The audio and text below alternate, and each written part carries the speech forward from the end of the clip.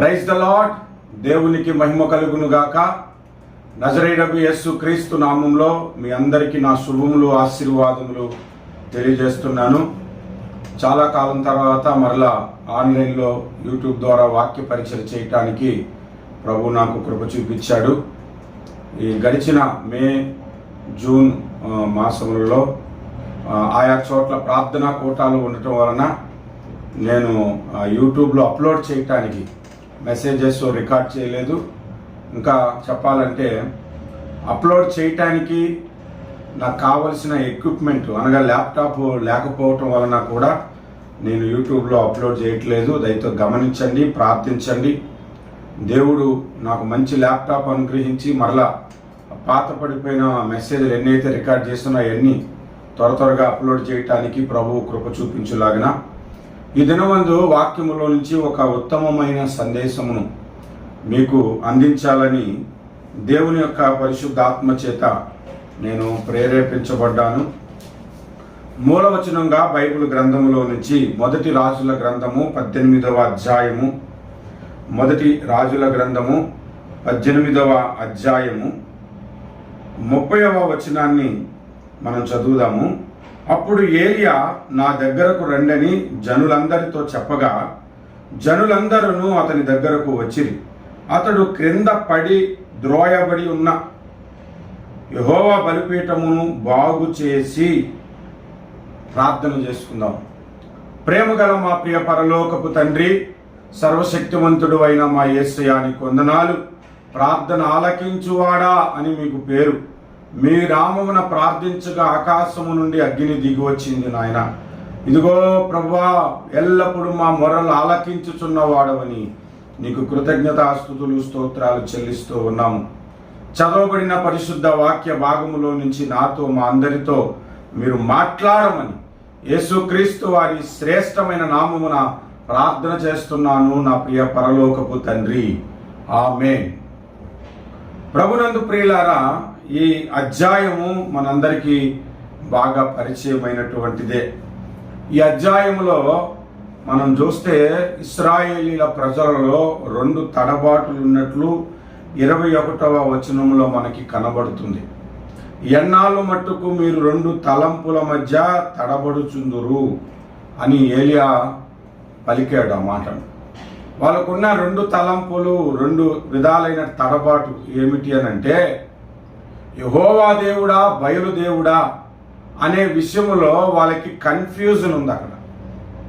ఎందుకంటే వాళ్ళు ఏమనుకుంటున్నారు, దేశము క్షేమముగా ఉంది, దేశములో సమృద్ధి ఉంది, యెహోవాను ఆరాధించినప్పుడు కంటే కూడా ఈ బయలును పూజిస్తున్నప్పుడు బాగుంది కాబట్టి బయలు కూడా దేవుడే అని కొందరున్నారు. కొందరు యెహోవాయే దేవుడని. ఆ కన్ఫ్యూజన్ ఉంది. ఆ కన్ఫ్యూజన్ వాళ్ళ మధ్య రావటానికి గల కారణము కూడా ఏలియానే. మనం 17వ అధ్యాయమును కాస్త బైబిల్ స్టడీ లాగా మనం ధ్యానం చేస్తే మనకు అర్థమైపోతుంది. ఇదివరకు నేను ఏలియాను గురించి అనేక వర్తమానాలు చెప్పాను. అది వింటే మీకు కొంచెం క్లారిటీ వస్తుంది. అయితే ఈ తడబాటు, ఈ 2 విధాల తలంపులతో ఇశ్రాయేలు ప్రజలు ఉన్నప్పుడు ఏలియా వాళ్ళ మధ్యన పెట్టినటువంటి ఒక సవాల్ ఏమిటంటే, యెహోవా నామమున బయలు ప్రవక్తలైన మీరు ప్రార్థన చేయండి. యెహోవా నామమున నేను ప్రార్థిస్తాను, బయలు పేరుట మీరు ప్రార్థన చేయండి. ఒక అర్పణం అర్పిద్దాము. ఆ అర్పణము మీద అగ్ని దిగి వస్తే, ఎవరు ప్రార్థనకు అగ్ని దిగి వస్తుందో వారి ప్రార్థన దేవుడు ఆలకించాడని, ఆ ప్రార్థన ఆలకించబడిన ఆ దేవుడే నిజమైన దేవుడని మనము నిర్ణయించుకుందాము అని ఒక సవాలును వాళ్ళ ముందున ఒక బెట్టింగ్ లాగా పెట్టాడు అనమాట. పెడితే మొదటిగా బయలును ఆరాధిస్తున్నటువంటి 400 మంది ప్రవక్తలు బయలు పేరిట ప్రార్థన చేశారు. అర్పణము పెట్టి ఆ అర్పణమును అంగీకరించమని. ఉదయం మొదలుకొని సాయంత్రం వరకు ప్రార్థించినా వారి ప్రార్థన అంగీకరింపబడలేదు. వారి ప్రార్థన బయలు ఆలకించి ప్రతిఫలం ఇచ్చినట్లుగా మనకేమీ కనబడదు. తర్వాత ఏలియా ప్రార్థన చేశాడు. ఏలియా ప్రార్థన చేసిన తర్వాత ఆకాశము నుండి అగ్ని దిగి వచ్చి ఆ అర్పించినటువంటి అర్పణమును బగ్గుమని దహించి వేసేసింది. కాబట్టి అప్పుడున్నటువంటి ఇశ్రాయేలు ప్రజలు యెహోవాయే దేవుడని కేకలు వేసి యెహోవా వైపు వాళ్ళు తిరిగిపోయారని ఈ అధ్యాయము మనకి నేర్పిస్తున్నది. సరే, ఈ ఈ ఈ విషయాలన్నీ మనందరికీ బాగా తెలిసినవే, చాలా ప్రాముఖ్యమైన విషయాలు. ఇవన్నీ అనేక మార్లు బైబిల్ చదువుతున్న వారు, క్రైస్తవ్యముతో అనుబంధం కలిగిన వారు, దేవునితో నడుస్తున్న వారు, బైబిల్ చదువుతూ ధ్యానిస్తున్నటువంటి వారికి, ప్రసంగాలు వింటున్న వారికి ఈ సంగతులన్నీ తెలుసు. అయితే ఏలియా ప్రార్థన చేసిన ప్రార్థనలో అగ్ని దిగి రావటానికి గల కారణం ఏమిటి అనేది మనం ఈరోజు ధ్యానించబోతున్నాం. మన బ్రతుకుల్లో కూడా దేవుని అభిషేకమును అగ్ని దిగి రావాలి అనంటే, పరిశుద్ధాత్మ అగ్ని బాప్తిస్మము మనం పొందాలి అనంటే, పరిశుద్ధాత్మ అగ్ని మన మీదకు దిగి రావాలి అనంటే, మనం అర్పించినవి, మనం చేసిన స్తుతులు యేసుక్రీస్తు అంగీకరిస్తే మన మీదకు అభిషేకము దిగి వస్తుంది. అలా రావాలి అనంటే మన బ్రతుకు ఎలా ఉండాలి, మన ప్రార్థనా జీవితం ఎలాగుండాలో చదవబడిన వచ్చిన భాగంలో నుంచి కొన్ని విషయాలను మనము నేర్చుకుందాము. మనం చదువుకున్న వచనము 30వ వచనము, మొదటి రాజుల గ్రంథము 18:30 మనము చదివాము. అందులో ప్రాముఖ్యముగా మనం చూస్తే, అతడు క్రింద పడద్రోయబడి ఉన్న బలిపీఠమును బాగు చేసి అన్నాను. బలిపీఠము పడిపోయింది అని అనటలేదు, పడద్రోయబడి ఉంది అంటున్నాడు. పడిపోవటము వేరు, పడద్రోయబడటము వేరు. ఇప్పుడు ఒక వ్యక్తి నడుచుకుంటూ వెళ్తూ జారి పడిపోయాడు అనుకోండి, అరే పడిపోయాడు అంటాడు. అదే ఆ వ్యక్తి జారిపోవటానికి అక్కడ నూనె పోసేసాము అనుకోండి, అప్పుడు పడద్రోయటం అవుతుంది. లేదా అతడు పడిపోవటానికి కాలుకి అడ్డం ఏదైనా పెట్టాము అనుకోండి, దానిని పడద్రోయటము అవుతుంది. అంటే పడిపోవటానికి పడద్రోయబడటానికి డిఫరెన్స్ ఏంటో మనకు తెలుసు. ఇక్కడ బలిపీఠం పడిపోయిందా లేక పడద్రోయబడి ఉందా అంటే పడద్రోయబడి ఉంది. ఎందుకు బలిపీఠం పడద్రోయబడి ఉంది, ఎవరు పడద్రోశారు అనేది మనం ఆలోచిస్తే, నేను అనుకుంటున్నాను యెజబెలు ఈ బలిపీఠములను పడద్రోసేసింది, యెహోవా ప్రవక్తలను నిర్మూలన చేసేసింది. ఏలియా ఒక్కడే మాత్రమే బ్రతికి ఉన్నాడని మనకు కనబడుతుంది 22వ వచనములో. అప్పుడు ఏలియా యెహోవా ప్రవక్తలైన వారిలో నేను ఒక్కడనే శేషించి ఉన్నాను అని కూడా అంటున్నాడు. అలాగా ప్రవక్తలందరినీ నిర్మూలన చేస్తున్న యెజబెలు మనం గమనిస్తే ఈ బలిపీఠమును కూడా పడద్రోసి ఉండొచ్చు. బలిపీఠాలు పడగొట్టేసింది, పడద్రోసేసింది. మన బ్రతుకులలో ప్రార్థనా జీవితమును బలిపీఠము, దేవుణ్ణి స్తుతించి ఆరాధించాలనేటువంటి బలిపీఠము, దేవునికి సమర్పించుకునే మన బ్రతుకును పడద్రోసేది కూడా ఒక దురాత్మే. మనం పడిపోవటానికి, పడద్రోయబడటానికి 3 కారణాలు బైబిల్లో మనము గుర్తించవచ్చు. మొట్టమొదటిగా మార్కు సువార్త, కాస్త శ్రద్ధగా దేవుని వాక్యాన్ని ఆలకిద్దాం. మార్కు సువార్త 9వ అధ్యాయము 22వ వచనము మనం చూస్తే, 22వ వచనం, అది వానిని నాశనము చేయవలనని తరచుగా అగ్నిలోను నేలలోను పడద్రోయును. ఇక్కడ చూడండి, ఒక వ్యక్తి శిష్యుల యొద్దకు తన కుమారుడికి దెయ్యం పట్టిన చోటే అతడు అగ్నిలోను నీటిలోను పడిపోతున్నాడని తీసుకొని వస్తే, మోగదెయ్యం పట్టిందంట అతనికి. శిష్యులు ప్రార్థించారు కానీ వారి వలన అది కాలేదు, చేత కాలేదు, ఆ దెయ్యాన్ని వదలగొట్టలేదు. అయితే యేసుక్రీస్తు ప్రభు దగ్గరికి ఆ దెయ్యం పెట్టిన వ్యక్తిని తీసుకొని వచ్చారు. మనం ఇక్కడ సందర్భం అంతా వివరించుకోవద్దు, కానీ ఆ యేసు ప్రభు అతనితో మాట్లాడుతూ, అప్పుడు ఆయన, ఇది వీనికి సంభవించి ఎంతకాలమైనది, అని వాని తండ్రిని అడుగగా 21వ వచనంలో, 22లో అతని తండ్రి చెబుతున్నాడు, బాల్యము నుండియే అది వానిని నాశనము చేయవలనని తరచుగా అగ్నిలోను నేలలోను పడద్రోయును అంట. అంటే దురాత్మ పట్టుకుంటే ఏమవుతుందంటే పడద్రోస్తుంది. కొందరికి దురాత్మ పట్టుకొని ఆధ్యాత్మిక జీవితంలో నిలబడవలేక పడద్రోయబడ్డారు. వారి ప్రార్థనా జీవితము పడద్రోయబడింది. వారి స్తుతులు అర్పించుట, ఆరాధించుట ఒకప్పుడు బాగుంది కానీ ఇప్పుడు పడద్రోయబడింది. ఒకప్పుడు ప్రార్థనాపరుడే కానీ ఇప్పుడు ఆ ప్రార్థన లేదు, ప్రార్థన పడద్రోయబడింది. ఒకప్పుడు మంచి ఆరాధికుడే, ఆరాధన ఇప్పుడు లేదు, పడద్రోయబడింది. ఒకప్పుడు మంచి ప్రసంగికుడే, ఇప్పుడు ఆ ప్రసంగములు ఆయనలో లేవు, పడద్రోయబడ్డాడు. ఒకప్పుడు మంచి పరిచారకుడే, ఇప్పుడు ఆ పరిచర్య జరగట్లేదు, పరిచర్య జరగకుండా అతని ఆధ్యాత్మిక జీవితము పడద్రోయబడింది. కారణం ఏమిటి? ఏ కారణం చేత పడద్రోయబడిందంటే దురాత్మ పట్టుకుంది. ఆ దురాత్మ ఈ బాలుడిని చిన్నప్పటి నుంచి ఎక్కడ పట్టుకున్నో అక్కడ పడద్రోయునంట. ఆ దురాత్మ ఎక్కడ పట్టుకున్నో అక్కడ పడద్రోయునంటే ఈనాడు క్రైస్తవులలో ఒకప్పుడున్న ప్రార్థన ఇప్పుడు లేకపోవటానికి, ఒకప్పుడున్న బైబిల్ పఠనం ఇప్పుడు లేకపోవటానికి, ఒకప్పుడున్న దేవుని యందు ఆసక్తి, దేవుని యందు ప్రేమ ఇప్పుడు లేకపోవటానికి, పడద్రోయబడటానికి గల కారణం ఏంటంటే ఏ స్థితిలో నిన్ను దురాత్మ పట్టుకొని పడద్రోయబడిందో, నీ బ్రతుకు పడద్రోయబడిందో అది ముందు గమనించుకోవాలి. అంటే ఒక వ్యక్తి ఆధ్యాత్మికముగా పడద్రోయబడటానికి కారణం ఏమిటంటే దురాత్మ. మనం ఎంత ప్రసంగం చేసినా దురాత్మను అనుపట్టుకోవడం ఏంటండి, చచ్చా అట్లాంటిదేమీ లేదు అని మనం అనుకుంటాము. కానీ నీకు తెలియదు దురాత్మ నిన్ను పట్టుకున్నదన్న సంగతి కూడా నీకు తెలియదు. నువ్వు తెలుసుకోవాల్సింది ఏంటో తెలుసా? నీలో ప్రార్థన మునుపటి వల్లే ఇప్పుడు లేదు అని అంటే, నీలో ప్రేమ మునుపటి వల్లే ఇప్పుడు లేదు అని అంటే, అది రోజు రోజుకి తగ్గించబడుతుంది. అంటే దురాత్మే నీ ఆధ్యాత్మిక జీవితమును పడద్రోస్తున్నది లేదా పడద్రోసింది అని మనం గమనించుకోవాలి. ఈ దురాత్మ ఎంత విచిత్రమైనదండి. అగ్నిలోను నీటిలోను.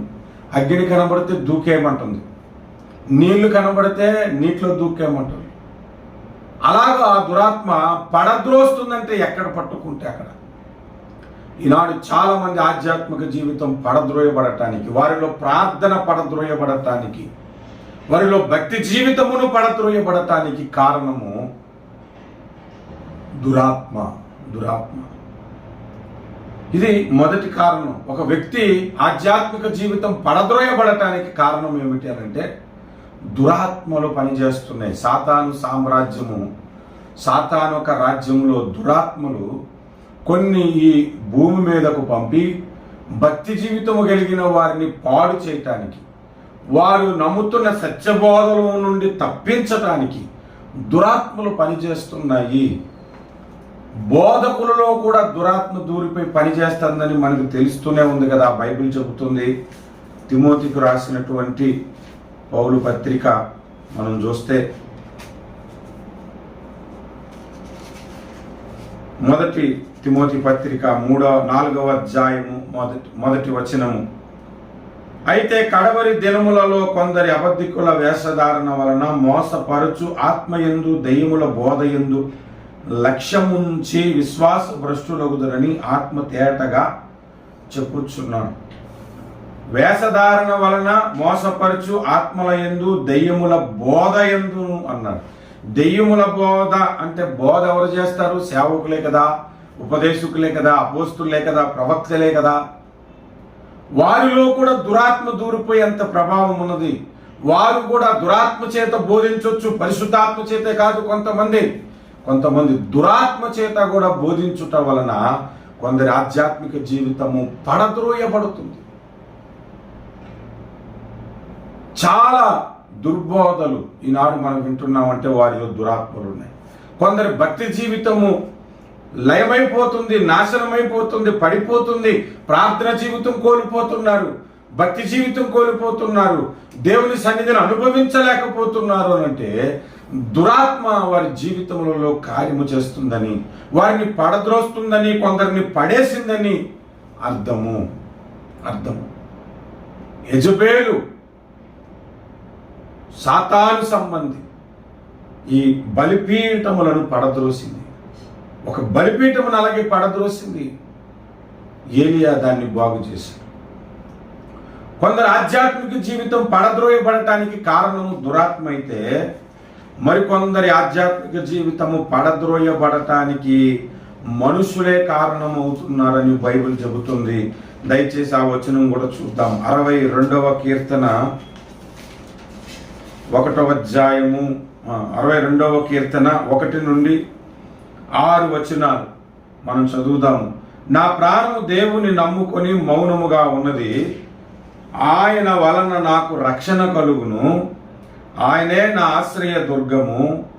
ఆయనే నా రక్షణకర్త. ఎత్తైన నా కోట ఆయనే. నేను అంతగా కదిలింపబడును. అక్కడి వరకు బాగానే ఉంది. దావీదు భక్తుడు అన్నాడు, నా ప్రాణము దేవుని నమ్ముకొని ఉంది, మౌనముగా ఉన్నది. ఆయన వలన నాకు రక్షణ కలుగును. ఆయనే నా ఆశ్రయ దుర్గము. ఆయనే నా రక్షణకర్త. ఎత్తైన నా కోట ఆయనే. నేను అంతగా కదిలింపబడను అన్నాడు.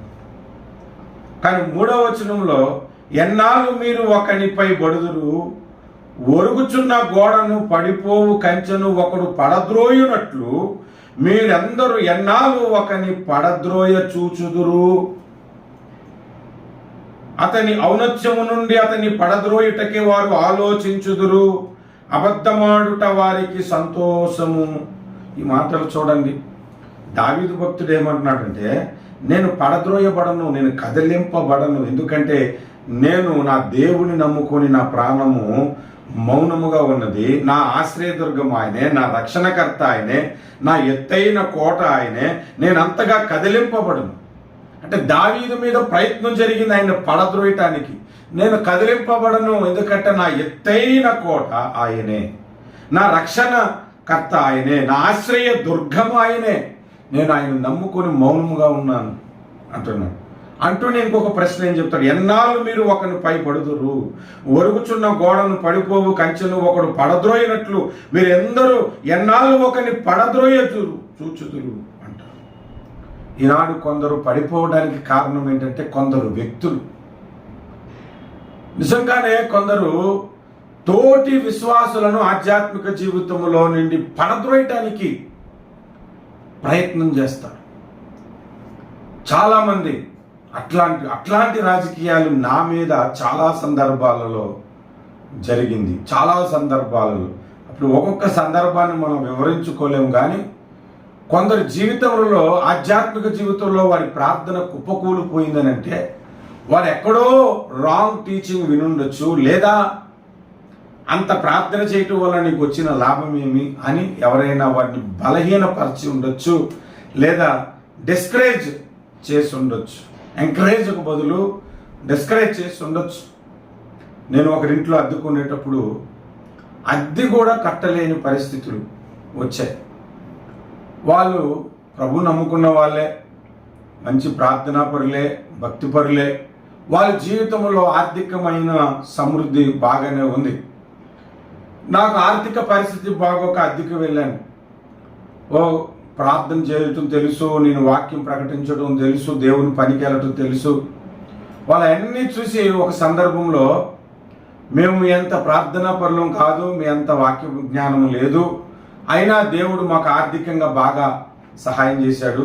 మనం అంత ప్రార్థన చేస్తున్నావు, అంత పరిచర్య చేస్తున్నావు, అన్ని మీటింగులకు వెళ్తున్నావు, గొప్ప పరిచర్య చేస్తున్నట్టు కనబడుతుంది, మరి నీకెందుకు అద్దెలలో ఉంటూ అద్దె కట్టుకోలేని పరిస్థితులు నీకు వస్తున్నాయి, ఒకసారి ఆలోచించుకో. అలాంటి మాటలు విన్నప్పుడు మనకేమనిపిస్తుందంటే, ఎంత ప్రార్థించినా దేవుడు కార్యం చేయట్లేదు కదా, ఎందుకులే ప్రార్థన చేయటం అని ప్రార్థనా జీవితం కుప్పకూలిపోవటం ప్రారంభమవుతుంది. ప్రార్థన జీవితము లేనోడి సంఘం అభివృద్ధి జరుగుతుంది. ప్రార్థనా జీవితము లేని వారు ఆర్థికంగా బాగుంటున్నారు. ఒక కారు కొనుక్కుంటారు, ఇల్లు కొనుక్కుంటారు, సమృద్ధిగా ఉంటున్నారు, సంతోషంగా ఉంటున్నారు. నేను ఎంత ప్రార్థిస్తున్నానో అంత వ్యతిరేకత నాకు వస్తుంది అని ఆలోచన నీకు కలుగు చేసింది ఒక విశ్వాసి. అలాంటి ఆలోచన కలుగు చేసింది నీ తోటి భక్తుడే, నీ తోటి మనుషులే. డిస్కరేజ్మెంట్ చేసినప్పుడు ఇంక నేనెందుకు ప్రార్థన చేయటం అనుకుంటాం. అప్పుడు నీ బలిపీఠం పడద్రోయబడుతున్నది, పడద్రోయబడింది కూడా. కొందరికి మనుషుల వలన కొందరు పడద్రోయబడ్డారు. చాలా సందర్భాల్లో నేను వివరించలేను, కానీ ఈ ప్రసంగం వింటున్న వారి ఆధ్యాత్మిక జీవితాన్ని ఒకసారి చూసుకుంటే ఏ ఏ విషయాల్లో వాళ్ళు పడిపోయారో వాళ్ళకి అర్థమైపోవాలి. కనుక మనుషుల వలన కూడా కొందరు పడిపోతారు. ఇది రెండవది. మొదట దురాత్మ ప్రభావము మనుషులను ఆధ్యాత్మిక జీవితంలో నుంచి పడద్రోయబడుతుంది.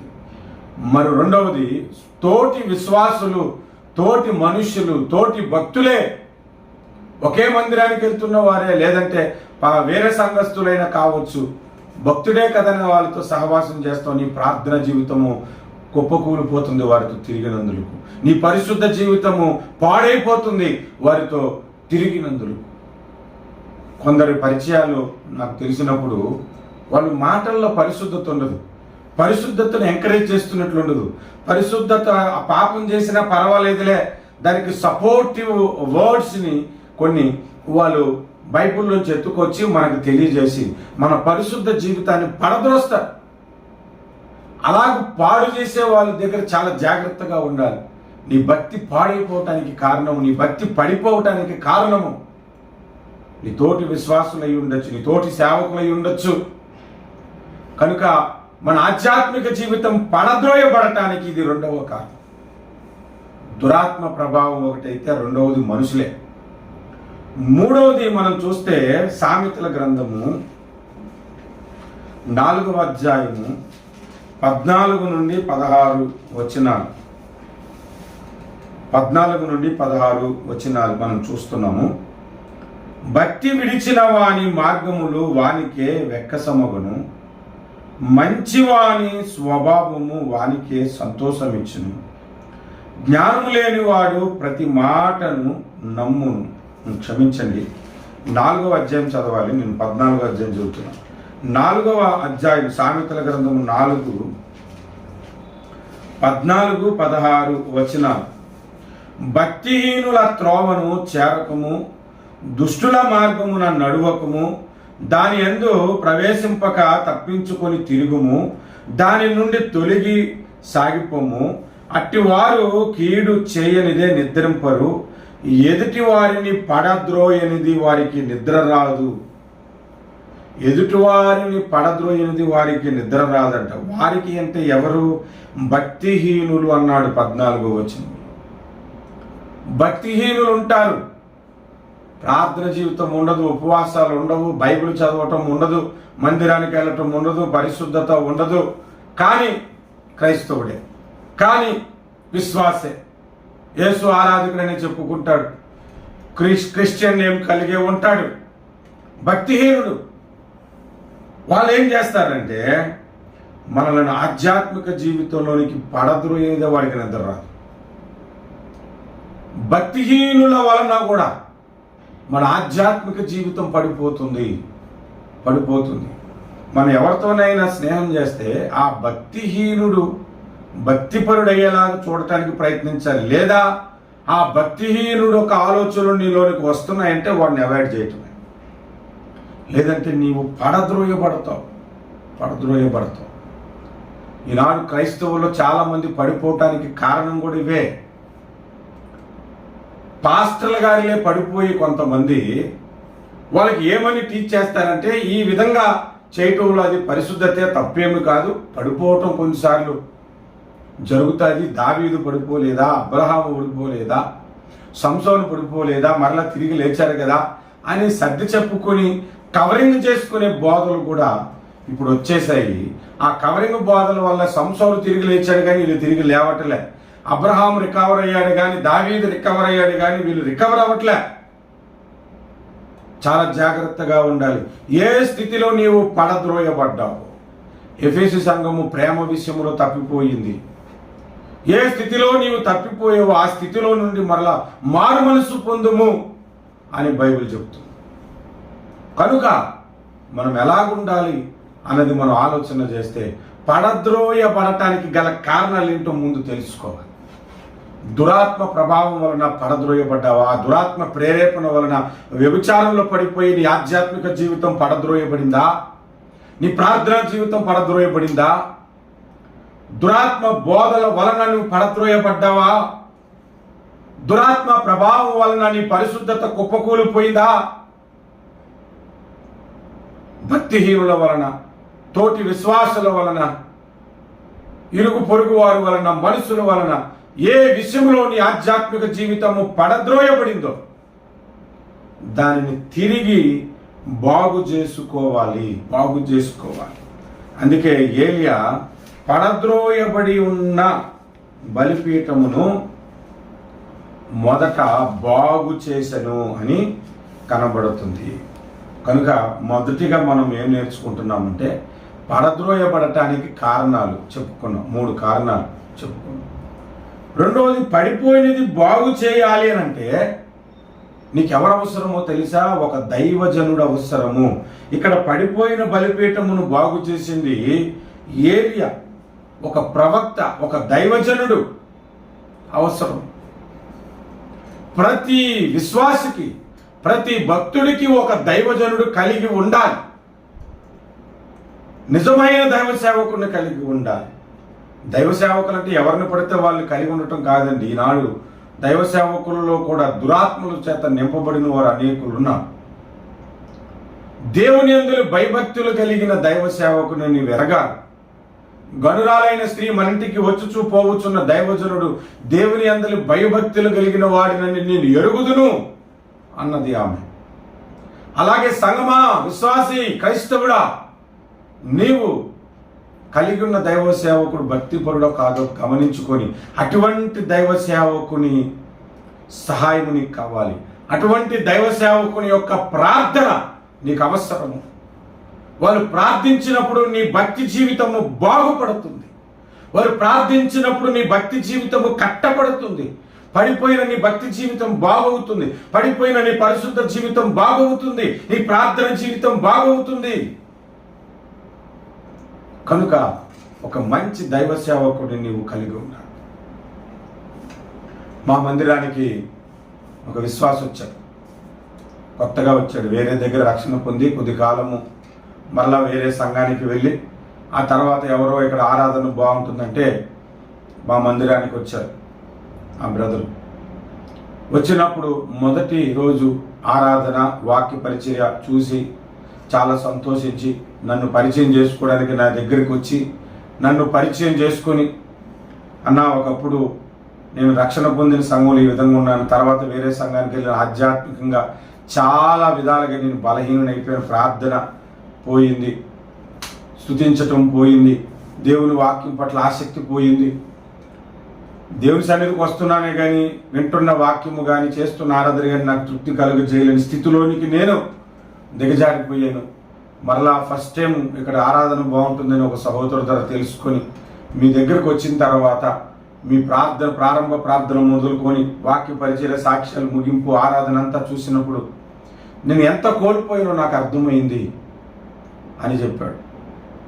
వారిని కొన్ని వాక్యముల చేత బలపరిచి దేవుడి మాటలు చెప్పి ఒక 4-5 నెలలు మందిరానికి వచ్చాక ఆ వ్యక్తే సాక్ష్యం చెప్పాడు. ఒకప్పుడు పడద్రోయబడిన నా ఆధ్యాత్మిక జీవితము ఈ మందిరముకు వచ్చాక, ఏ దైవ సేవకుని దగ్గరకు వచ్చాక తిరిగి కట్టబడింది నా బ్రతుకు అని సాక్ష్యం ఇచ్చాడు. ఈనాడు ఏ మందిరానికి వెళ్ళటం వలన నీ ఆధ్యాత్మిక జీవితంలోంచి నువ్వు పడద్రోయబడ్డావు, లేదా ఏ మందిరానికి వెళ్ళటం వలన నీవు ఆధ్యాత్మికంగా బలపరచబడుతున్నావు, లేదా ఎవరి బోధ వలన నీవు ఆధ్యాత్మికంగా బలపరచబడుతున్నావు, ఎవరి ద్వారా నీ ప్రార్థనా జీవితము బలపరచబడుతుందో, ఎవరి ద్వారా పరిశుద్ధంగా జీవించాలనే పట్టుదల నీకు కలుగుతుందో అటువంటి ఒక దైవజనుడిని నీవు కలిగి ఉండాలి. ఇక్కడ దైవజనుడే ఆ బలిపీఠమును బాగు చేశాడు. దేవునికి స్తోత్రము కలుగును గాక. హల్లెలూయా. కనుక రెండవదిగా మనం నేర్చుకోవాల్సింది ఏంటంటే దేవుని అందరి భయభక్తులు కలిగి దేవుడు ఏర్పాటు చేసుకున్న దైవజనుడిని నీవు కలిగి ఉండాలి. అటువంటి వారు నీ కొరకు ప్రార్థించుట నువ్వు ₹1,00,00,000 వారికి ఇచ్చిన దానికంటే ఎక్కువది. ₹1,00,00,000 వారు నీ కొరకు ప్రార్థించినప్పుడు ఇచ్చిన దానికంటే అది ఎక్కువ. ఒక దైవజనుడు నీ కొరకు ప్రార్థించేవాడు ఉండాలి. నీ ఆధ్యాత్మిక జీవితం నిలబడుట కొరకు మొరపెట్టే ఒక దైవజనుడిని నీవు కలిగి ఉండాలి. ఇది రెండవది మనం నేర్చుకోవలసిన పాఠం. మూడవ పాఠము ఏమిటంటే, పడద్రోయబడిన బలిపీఠము, కింద పడద్రోయబడిన బలిపీఠము బాగు చేసి అంటే బలిపీఠము తిరిగి కట్టడం ప్రారంభించాడన్నమాట. పడిపోయింది, ఇరిగిపోయింది, రాళ్ళు చెదిరిపోయాయి. మరలా ఏరి రాళ్ళు తెచ్చుకొని, కొన్ని రాళ్ళు పోతే కొన్ని రాళ్ళు మరి కొత్తగా యాడ్ చేసి బలిపీఠమును తిరిగి ఏరియా కట్టాడు. అంటే బలిపీఠం ఎలా కట్టాలో బైబిల్ మనకు చెప్తుంది. ఒక మాట మనం బైబిల్లో నుంచి జ్ఞాపకం చేసుకుందాము. బలిపీఠం ఎలా కట్టాలో దేవుడు మోషేకు తెలియజేశాడు. నిర్గమకాండము 20వ అధ్యాయము 25వ వచనము. నీవు నాకు రాళ్లతో బలిపీఠమును చేయునప్పుడు మలిచిన రాళ్లతో దానిని కట్టకూడదు. దానికి నీ పనిముట్టు తగిలించిన ఎడల అది అపవిత్రమగును అన్నాడు. అంటే బలిపీఠము నువ్వు కట్టాలనుకునేటప్పుడు రాళ్ళతో బలిపీఠం కడుతున్నావు, కానీ ఆ రాళ్ళను చెక్కొద్దు, మలచొద్దు అన్నాడు. అలా మలిచిన రాళ్ళతో నాకు బలిపీఠం కట్టొద్దు అన్నాడు. దానికి నీ పనిముట్లు తగిలించొద్దు, తగిలిస్తే అది అపవిత్రం అన్నాడు. ఆ మాటకు అర్థం ఏంటో తెలుసా? నువ్వు రాళ్ళు తెచ్చి కట్ చేస్తే బలిపీఠం అందంగా కనబడుతుంది. దేవుడు అందం కోరుకోవట్లే. కొంతమంది ప్రార్థన అందంగా ఉండటానికి అందమైన ప్రార్థన చేస్తారు, కానీ ఆ ప్రార్థన హృదయ లోతులలో నుండి రాదు. ఇప్పుడు రాయిలాగా చూపించి ఒక చెక్కిన రాయిని పెట్టుకోండి. మీరు చెక్కబడినది అందంగా ఉంటుంది, చెక్కబడినది అందంగా ఉండదు. అంటే ఈ రెండిట్లకి ఏంటి తేడా అంటే, యథార్థత అనేది ఒకటి కనబడుతుంది. చెక్కబడితే ఏమవుతుందంటే దానికి ఉన్న లోటేంటి, ఎత్తు ఏంటో ఏమి కనబడదు, నున్నగా అందంగా కనబడుతుంది. అదే ఉన్నట్లుగా చూపడితే ఏంటంటే యథార్థత అన్నమాట, కవరింగ్ లేనిదన్నమాట. ఆ రాయి అర్థమై ఉంటుంది మీకు. చెక్కబడటము వలన అందంగా తయారవటం, భక్తి అనే మంచి అందమైన ముసుకేసుకోవటం, ప్రార్థనాపరుడిని అనే అందమైన ముసుకేసుకోవటం, పరిశుద్ధుడిని అని అందమైన ముసుకేసుకోవటం. కానీ ఉన్నదున్నట్లుగానే మాట్లాడటం, ఉన్నదున్నట్లుగానే బోధించటం, ప్రార్థనాపరుడుగా నటించకపోవటము, ఇదంతా కూడా ఎలా ఉంటుందంటే యథార్థతను సూచిస్తుంది. యథార్థత అంటే మీరు ఇక్కడ చూడండి, దీని అర్థం ఏంటంటే బలిపీఠమును చెక్కబడిన రాళ్ళతో ఎందుకు కట్టొద్దు అన్నాడంటే, మనుషులకు అందముగా కనబడాలనే భక్తి వద్దు, పైకి కనిపించే భక్తి చేయొద్దు, పైకి భక్తి గల వారై ఉండి లోపల శక్తిని ఆశ్రయించని వాడిగా నీవు ఉండొద్దు. పైకి అందమైన చర్చును ఏర్పాటు చేసుకొని లోపల భక్తులు లేని మందిరముగా నువ్వు కట్టొద్దు అని ఒక పాఠాన్ని దేవుడు మనకి ఇక్కడ నేర్పిస్తూ ఉన్నాడు. దేవునికి యథార్థమైన ప్రార్థన కావాలి, యథార్థంగా బ్రతికే ప్రవర్తన కావాలి. అలాగూ నీవు కట్టబడాలి. ఏలియా ఆ విధముగానే బలిపీఠమును బాగు చేసి దానిని కట్టటము ప్రారంభించారు. బైబిల్లో మనం చూస్తే కయ్యూను, హేబేలు అని భక్తులు మనం చూద్దాం. ఇద్దరు కూడా దేవుని యొద్దకు అర్పణలు తెచ్చారు. హేబేలు అర్పణ దేవునికి ఇష్టమైనది, ఇంపైపోయింది. కానీ కయ్యూను అర్పణ దేవునికి నచ్చలేదు. ఎందుకు? కారణం ఏమిటి అనంటే, దేవుడు ఏదైతే కోరుకుంటున్నాడో అది హేబేలు అర్పణములో ఉన్నది, ఏదైతే దేవుడు ఇష్టపడాడో అది కయ్యూను అర్పణలో ఉంది. కయ్యూను అర్పణలో ఉంది. మీరు ఆలోచన చేయండి. రక్తాన్ని ఆశ్రయించకుండా దేవుని సమీపించకూడదు హేబేలు అర్పణలో రక్త ప్రోక్షణ కనబడుతుంది, కయ్యూను అర్పణలో రక్తము లేదు. హేబేలు అర్పణలో తొలి దానిని, శ్రేష్టమైన దానిని తీసుకొచ్చి అర్పించాడు. కయ్యూను పంటలో కొంత తెచ్చి అర్పించాడు. ఇద్దరు అర్పణలు తెచ్చారు. ఒకవేళ మనం చూస్తే కయ్యూను అర్పణ అందమైనదిగా, గొప్పదిగా కనబడవచ్చు, హృదయపూర్వకంగా లేనిదై ఉంటుంది అది దేవుని దృష్టికి. హేబేలు అర్పించినప్పుడు అది మన దృష్టికి మంచిదిగా కనిపించకపోవచ్చు, అది కానీ దేవునికి శ్రేష్టమైనదిగా ఉంటుంది. ఇప్పుడు హేబేలు కయ్యూను అర్పణల గురించి లోతుగా మనం డిస్కస్ చేసుకోవద్దు, కానీ దాని గురించి ప్రత్యేకమైన వాక్య పరిచర్యలు చేశాను, యూట్యూబ్లో ఉంటాయి. అంటే ఎవరి అర్పణ దేవునికి ఇష్టమైనది అంటే, దేవునికి ఇష్టమైన అర్పణ ఏదో అది చెయ్యి నువ్వు. దేవుడు బలిపీఠం ఎలా కట్టమన్నాడు అలా కట్టాలి, అంతేగాని నువ్వు అందంగా కనబడటానికి చెక్కి కట్టేసావు అనుకో, దేవుడు ఆ బలిపీఠం మీద నువ్వు ఎంత అర్పణలు అర్పించినా అది అంగీకరించడు. నువ్వెంత స్తుతి చేసినా, ఎంత ప్రార్థించినా, ఎంత ఆరాధించినా దేవుడికి అది అవసరం లేదు. ఎందుకంటే నీ సొంత జ్ఞానముతో పరిచర్య చేస్తున్నావు, నీ సొంత ఆలోచనలతో భక్తి జీవితం చేసేస్తున్నావు, దేవుడు చెప్పినట్లు చేయట్లేదు నువ్వు. బైబిల్లోంచి ఇంకొక సందర్భాన్ని కూడా మనం జ్ఞాపకం చేసుకుందాం. మొదటి సమూయేలు గ్రంథము 15వ అధ్యాయం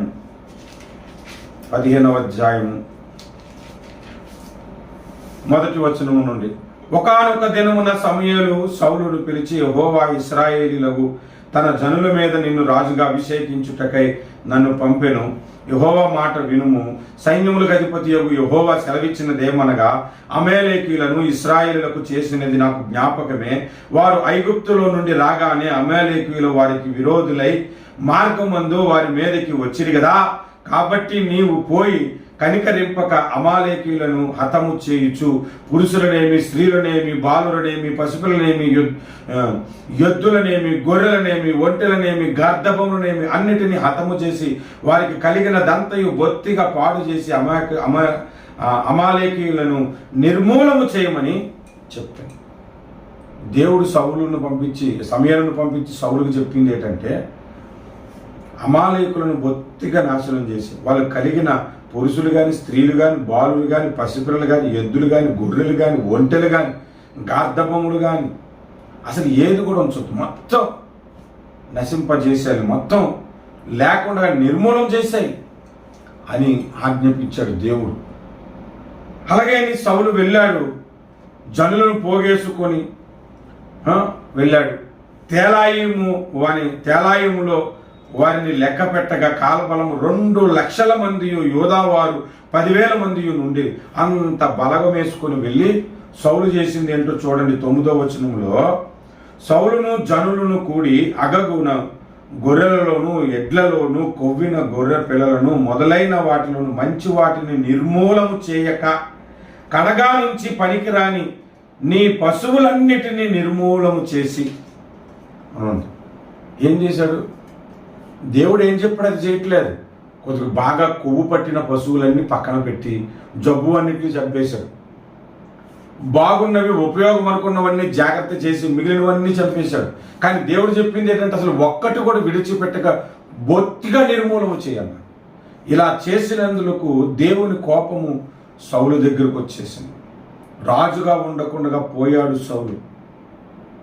తన రాజరికం ఆయన దగ్గర నుంచి తీసివేయబడ్డానికి, అభిషేకము పోవటానికి, దేవుడు అతన్ని ఎడబాయటానికి అది కారణమైంది. దేవుడు చెప్పినట్లు చేయాలి కదా. ఈనాడు చాలా మంది చెక్కబడిన రాళ్ళతో బలిపీఠం కట్టేసుకోవడం అని అంటే, ఎదుటివానికి అందంగా కనిపించే భక్తి జీవితం నేర్చుకున్నారు, ఎదుటివానికి పరిశుద్ధుడనే ముసుగేసుకుంటున్నారు. తెల్ల చొక్కా, తెల్ల ప్యాంట్ వేసుకుంటే పరిశుద్ధులం కాదు. వేసుకోవద్దని కాదు అర్థం, వేసుకోండి. అది వేసుకొని బూతులాడిన లేరా? రంగు చొక్కాలు వేసుకొని పరిశుద్ధంగా ఉన్నోళ్ళు లేరా? సౌలు చేశాడు పని. ఈనాడు మన జీవితంలో ఉన్న అమాలేకీయులు ఏంటో తెలుసా? శరీర క్రియలు అనే అమాలేకీయులు ఉన్నారు. వాటిని మనము చంపివేయాలని బైబిల్ చెబుతుంది. దయచేసి చూద్దాము. కొలస్సీలకు రాసిన పత్రిక 3వ అధ్యాయం.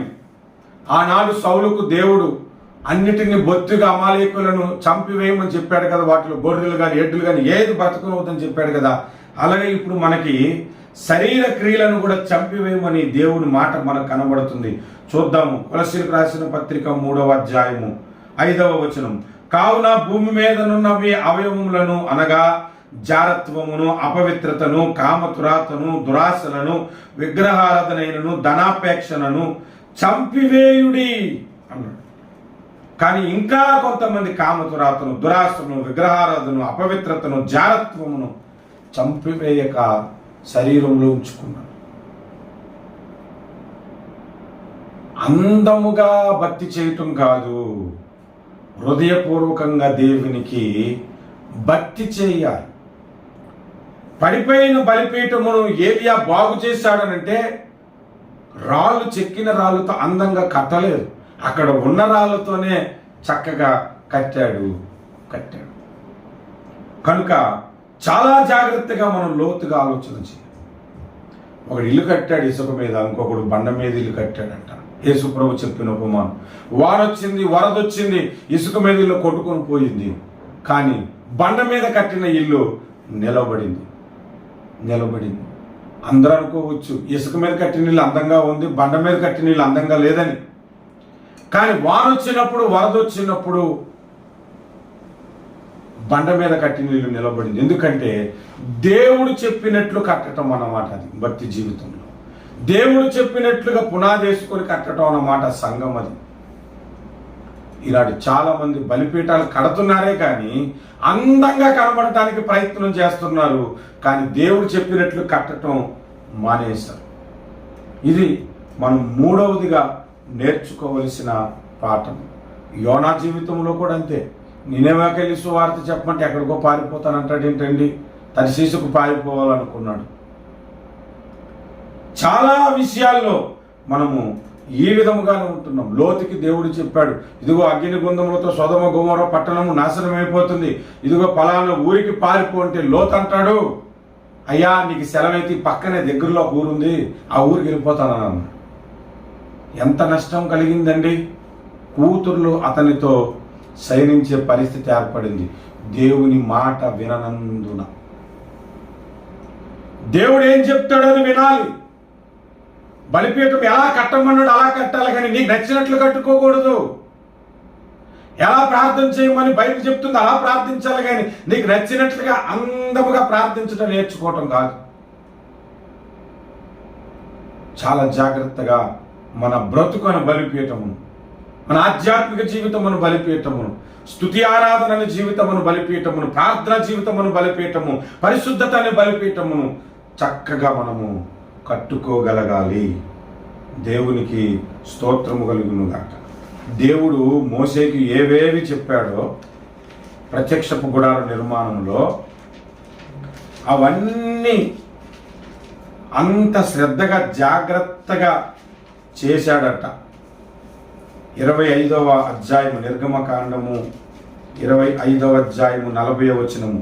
కొండ మీద నీకు కనపరిచిన వాటి రూపము చొప్పున వాటిని చేయుటకు జాగ్రత్త పడుము అన్నాడు దేవుడు. ఏదైతే కొండ మీద చూపించాడో బలిపీఠం ఎలా కట్టాలో, దీపవృక్షం ఎలా కట్టాలో, ప్రత్యక్ష గుడార నిర్మాణం గురించి ఏమేమైతే చెప్పాడో అవి చేయుటకు జాగ్రత్త పడము అన్నాడంటే అర్థం ఏంటి? జాగ్రత్తగా దేవుడు చెప్పినట్టు చేయకపోతే దేవుని ప్రభావం మా మందిరములో ఉండదు, దేవుని నివాసం మా మందిరములో ఉండదు. చేయనందుకు దేవుని తీర్పుకు నువ్వు లెక్కప్ప చెప్పుకోవాలి. పరిచర్య చేసేయడము కాదు, దేవుడు చెప్పినట్టు చేయాలి. ప్రార్థన చేసేయడం కాదు, దేవుడికి నచ్చిన ప్రార్థన చేయాలి. అర్పణలు అర్పించేయడం కాదు, దేవుడికి నచ్చినట్లుగా అర్పణలు అర్పించాలి. లేకపోతే తీర్పు దినాన దేవుడికి లెక్కప్ప చెప్పుకుంటాం. మోసేకు దేవుడు చెప్పినట్లుగానే జాగ్రత్త పడి కొండ మీద తనకు చూపించిన ప్రకారముగానే ప్రత్యక్షపు గుడారమును నిర్మించాడు. బలిపీఠమును కానీ, దీపవృక్షమును కానీ, మందసమును కానీ, రొట్టెల బల్లను కానీ, ప్రత్యక్షపు గుడారం అంతయు దేవుడు చెప్పినట్లుగానే నిర్మాణం చేశాడు. కనుక బలిపీఠం ఎలా కట్టాలో బైబిల్ మనకు చెప్తుంది. అలాగనే మనము బలిపీఠము కట్టాలి. దేవునికి స్తోత్రం. ఇంకా ఏలియా ఏం చేశాడు? మొదటి రాజుల గ్రంథము 18వ అధ్యాయంలో మనం చూస్తే 33వ వచనము, కట్టెలు క్రమముగా పేర్చి అని కనబడుతుంది. అంటే బలిపీఠము కట్టిన తర్వాత బలిపీఠం మీద కట్టెలు క్రమముగా పేర్చి. నేను పల్లెటూర్లకి ప్రసంగాలకి వెళ్తున్నప్పుడు ప్రసంగం ఇవ్వటానికి మునుపు ఎక్కడో పక్కన ఒక ఇల్లు కానీ లేదంటే ఆరు బయటన మంచం వేసి కానీ కూర్చోమంటారు. కూర్చునేటప్పుడు నేను గమనించింది ఏంటంటే, ఒక చోట పొయ్యి పెట్టి వంట వండుతున్నారు. ఆ కర్రలు పద్ధతిగా పెట్టారన్నమాట, చక్కగా కాలి ఉడుకుతుంటాయి. కొంతమంది అలా కాదు, కర్రలు అడ్డదిడ్డంగా పెట్టేస్తారు పొయ్యిలు, దొరికిన చోటల్లో క్రమం లేకుండా పెట్టేయటం. బలిపీఠం మీద దగ్గరకు వచ్చేసరికి ఎలా ఉండాలనంటే క్రమముగా పెట్టాలి. ఏదో ఒకటిలో ఎలాగైతేనే కాలటమే కదా కావాల్సిందని పోగేసి లేదు, క్రమముగా పెట్టాడు. అంటే దేవునికి క్రమం ఇష్టము. ఒక ఏరియానే కాదు, అబ్రహాము కూడా ఆదికాండం 22వ అధ్యాయంలో మనం చూస్తే అబ్రహాము కట్టెలను చక్కగా పేర్చి 9వ వచనములో అబ్రహాము అక్కడ బలిపీఠమును కట్టి కట్టెలు చక్కగా పేర్చి అంటే అర్థమేంటి? చక్కగా అంటే చూడడానికి అందంగా ఉందని కదా, ఇందాకలే కదా అందంగా వద్దన్నావు అని మీరు అనొచ్చు. బలిపీఠం కట్టే దగ్గర వేరు, కానీ చక్కగా పేర్చి క్రమముగా పెట్టి అనే పాఠం కూడా మనకి ఇక్కడ కనబడుతుంది. మీరు ఆలోచన చేయండి, ఇక్కడ అందమును గురించి కాదు, క్రమము అనేది దేవునికి కావాలి. క్రమముగా ఎక్కడ పరిచర్య ఉంటుందో, క్రమబద్ధమైన ప్రార్థన ఎక్కడ ఉంటుందో, పరిశుద్ధతలో క్రమం అనేది ఎలాగూ ఉంటుందో అక్కడ దేవుని అగ్ని దిగి వస్తుంది, దేవుని అభిషేకము దిగి వస్తుంది. క్రమము లేని దానిని అక్రమము అంటారు. అక్రమముగా పరిచర్య ఉంటే, అక్రమముగా ఉంటే అక్కడ జరిగే 3 నష్టాలు మీకు బైబిల్లో నుంచి చూపెడతాను. ఆదికాండము 6వ అధ్యాయం 3వ వచనం. ఆదికాండము 6వ అధ్యాయము 3వ వచనం. అప్పుడు యెహోవా నా ఆత్మ నరులతో ఎల్లప్పుడూ వాదించదు, వారు తమ అక్రమ విషయములలో నరమాత్రులై ఉన్నారు. ఉన్నారంట. దేవుని ఆత్మ ఎల్లప్పుడూ వాదించదు అంటే అప్పుడు దాకా దేవుడు ఏం చేశాడు? వాదించటం. అంటే వాదించడానికి ముందు తప్పు చేసినప్పుడు ప్రేమగా మాట్లాడతారు, వినలేదనుకో కొంచెం గద్దించి మాట్లాడతారు, ఆ తర్వాత వినలేదనుకో వాదించి మాట్లాడతారు. దేవుని ఆత్మ కూడా ఈ 3 స్టెప్లు అయిపోయి వాదించటం వరకు వచ్చేసింది. ఇంకా వాదించటము కూడా ఆపేద్దాము, ఎందుకంటే వీళ్ళు అక్రమ విషయంలో ఇంకా రెచ్చిపోతున్నారు, ఇంకా గొప్పగా అక్రమాలు చేయటం మొదలు పెడుతున్నారు అని. అంటే అక్రమము వలన దేవుని ఆత్మ నీ యొద్ద పనిచేయదు, దేవుని ఆత్మ నీతో మాట్లాడడు అనేది ఒక పాఠం. అక్రమం వలన జరిగే నష్టం ఏంటో తెలుసా? దేవుని ఆత్మ నీలో పనిచేయదు, దేవుని ఆత్మ మాట్లాడు నీతోని, ఇంకా నీతో మాట్లాడటం మానేస్తాడు పూర్తిగా అని అర్థం. అక్రమం వలన అంత నష్టం ఉన్నది. పరిశుద్ధాత్మని స్వరం వినటం మానేస్తాం మనం, దేవుని స్వరం మనకి ఇంకా దూరం అయిపోతుంది అక్రమము చేయటం వలన. అక్రమం వలన కలిగే ఇంకొక నష్టం ఏమిటంటే, మత్తయి సువార్త 7వ అధ్యాయము,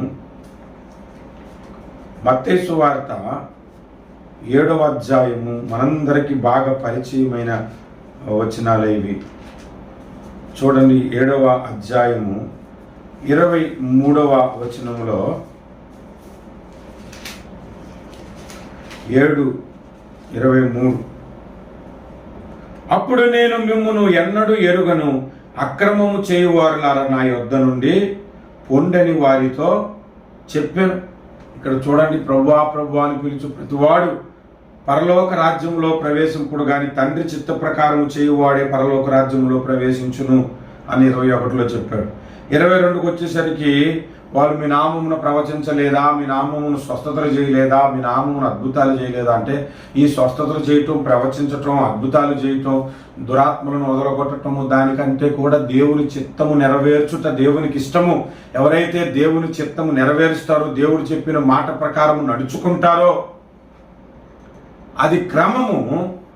ఎవరైతే దేవుని మాటల ప్రకారం నడుచుకోరో అది అక్రమము. అక్రమము చేయు వారి యొద్ద ఏముండదంటే దేవుడు ఉండడు. అక్రమం చేయువారు నా యొద్ద నుండి తొలగిపోండాలంటే అర్థమేంటి? యేసయ్య వాళ్ళ దగ్గర ఉండటానికి ఇష్టపడడు. వారి దగ్గర యేసయ్య దగ్గరని వాళ్ళు ఉంచుకోవటానికి దేవుడు ఇష్టపడు. నా యొద్ద ఉండదు, వెళ్ళిపోమంటాడు. అసలు బైబిల్ ఏం చెప్తుందో తెలుసా? ఆయన యొద్దకు వచ్చే వారిని ఆయన ఎన్నడూ తృణీకరించడని బైబిల్ చెప్తుంది. ఆయన యొద్దకు వస్తారంటే ఎవరిని ఆయన తృణీకరించడు, పిలిచి అత్తుకుంటాడు. అక్రమం చేయువారు తమ ఆలోచన చొప్పున నడుచుకుంటూ దినమల్లా చెడ్డ కార్యములు చేయువారికి 2 చేతులు చాపి పిలుస్తున్నాడంట. సమస్త భారములను మోయవారులను నా యొద్దకు రండి అని పిలిచిన దేవుడు, ఆయన దగ్గరకు వస్తానంటే తృణీకరించని దేవుడు, నా యొద్ద ఉండొద్దు వెళ్ళిపోండి అని అంటున్నాడంటే అక్రమం చేస్తే మాత్రం యేసయ్య వాళ్ళ దగ్గర ఉండడు, వాళ్ళని దగ్గర ఉంచుకోడు కూడా దేవుడు. అంటే రెండవ ప్రమాదం ఏంటో తెలిసి అక్రమం వలన యేసయ్యకు నువ్వు దూరం అయిపోతావు. మూడవది చూస్తే మత్తయి సువార్త 24వ అధ్యాయము 12వ వచనము 24:12లో మనం చూస్తే అక్రమము విస్తరించుట చేత అనేకుల ప్రేమ చల్లారును. అక్రమము అనేది ఎక్కువైపోతే నీలో ప్రేమ చల్లారిపోతుంది.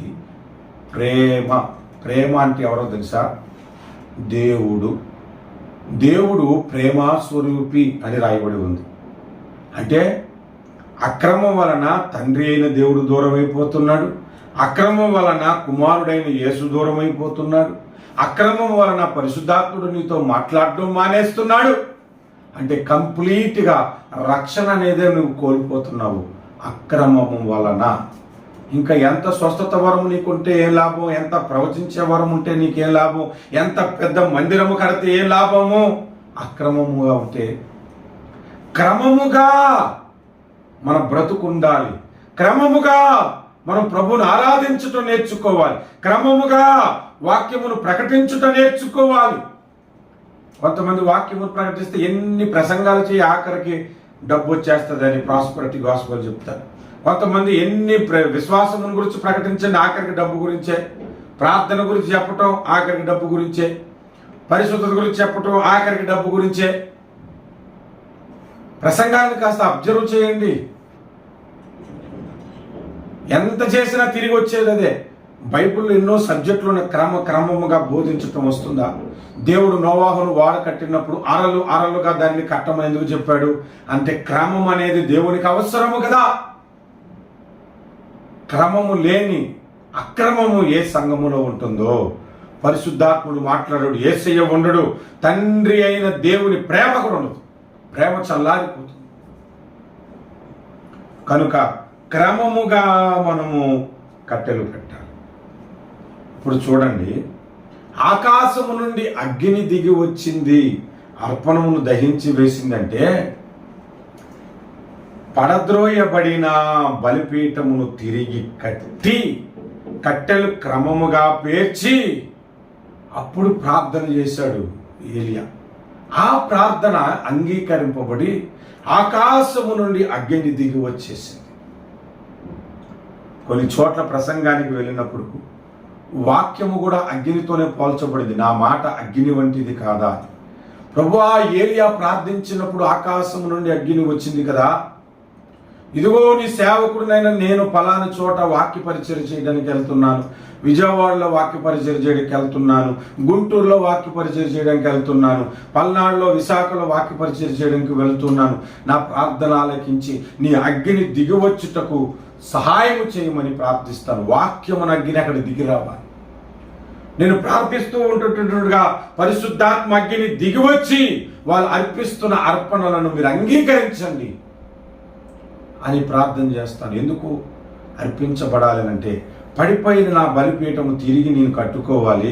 నా ప్రసంగం ద్వారా పడిపోయినటువంటి కొందరు బలిపీఠము ఆధ్యాత్మిక జీవితంలో పడిపోయిన స్థితిని తిరిగి కట్టబడి నేను ఆ రోజు చేస్తున్న ఆఖరి ప్రార్థనలో అగ్ని వారి మీదకి దిగి రావాలి. వాక్యాగ్ని వారి మీదకి దిగి రావాలి. పరిశుద్ధాత్మ అగ్ని వారి మీదకు దిగి రావాలి. ఈరోజు మీరు ప్రార్థిస్తే అగ్ని దిగి రావాలి అని అంటే ఒక క్రమముగా ప్రార్థించుట నేర్చుకోవాలి. పడిపోయిన మీ ఆధ్యాత్మిక జీవితం తిరిగి కట్టటము నేర్చుకోవాలి. ఇది దేవుడు మనకి నేర్పిస్తున్నటువంటి ప్రాముఖ్యమైన మాట. రండి ప్రార్థన చేసుకుందాము, ప్రభువుని వేడుకుందాము. ఎవరి బ్రతుకులోనైనా ప్రార్థన జీవితం పడిపోయి ఉంటే, పరిశుద్ధత పడిపోయి ఉంటే, భక్తి జీవితం కుప్పగూలిపోయి ఉంటే, దేవుని ఎడల ఆసక్తి రోజు రోజుకు తగ్గిపోతుంది అనుకుంటే ఈ వర్తమానము నీకే. ఈ వర్తమానము విని 1-2 సార్లు విని ప్రార్థన చేసుకుందాం. ప్రార్థన. ప్రేమగల మా తండ్రి, ఈ వర్తమానం వింటున్న వారు, వినబోతున్న వారికి నాయన వారి కొరకు కూడా నేను మొరపెడుతున్నాను. పరిశుద్ధతలో ఎందరూ బలహీనులైపోయారు, వారు పరిశుద్ధత అను బలిపీఠము తిరిగి కట్టుకోవాలి. ప్రార్థనలో ఎంతమంది పడద్రోయబడ్డారో వారి ప్రార్థన జీవితం కట్టబడాలి. ప్రేమలో ఎంతమంది పడద్రోయబడ్డారో వారి ప్రేమ జీవితం తిరిగి కట్టబడాలి.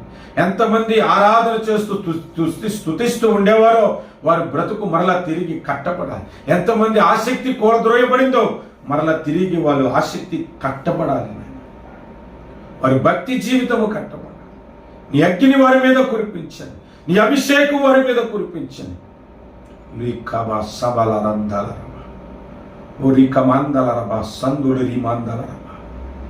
హల్లెలూయా. పరిశుద్ధాత్మ తండ్రి కనికరము చూపించండి. నీ అగ్నితో నింపము దేవా. నీ పరిశుద్ధాత్మ అగ్ని చేత రగిలించండి. హల్లెలూయా. సహాయం చేయి. ఎందరి బలిపీఠములు పడద్రోయబడ్డాయో వారి బలిపీఠములు తిరిగి కట్టబడునుగాక. సహాయం చేయమని యేసుక్రీస్తు పరిశుద్ధ నామమున ప్రార్థన చేస్తున్నాము మా ప్రియ పరలోకపు తండ్రి. ఆమేన్. ఆమేన్.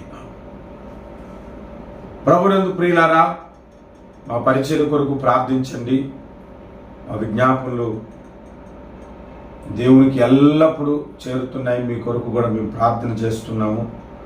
నా యూట్యూబ్ సబ్స్క్రైబర్ కొరకు కూడా ప్రార్థన చేస్తాను. చాలామంది పేర్లు నాకు తెలియదు, కానీ మరి కొంతమంది కొరకు ప్రతి శుక్రవారము ప్రార్థన చేస్తున్నాను. మా పరిచయ కొరకు ప్రార్థించండి. ఇంకా ఇలాంటి అనేకమైన వర్తమానాలు ఆల్రెడీ చెప్పినవి కూడా ఉన్నవి. అవన్నీ తిరిగి అప్లోడ్ చేయడానికి మాకు ల్యాప్టాప్ అవసరం. దాని కొరకు కూడా ప్రార్థన చేయండి. God bless you.